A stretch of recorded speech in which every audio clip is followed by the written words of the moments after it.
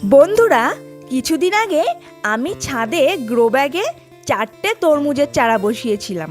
আর সত্যি বলছি, আমি তো একদমই ভাবতে পারিনি যে ছাদের ওপরেও তরমুজ হবে।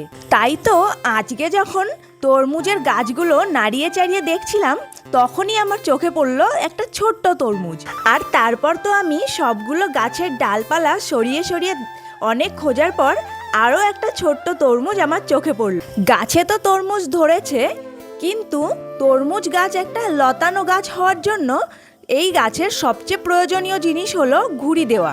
তরমুজ গাছের এক সাইডের ডালপালা তো আমি কুমড়ো গাছের ঘুড়িতেই দিয়ে দিয়েছি, আর এক সাইডের ডালগুলো তো আমি শশা গাছের ঘুড়িতেই দেওয়ার চেষ্টা করছিলাম।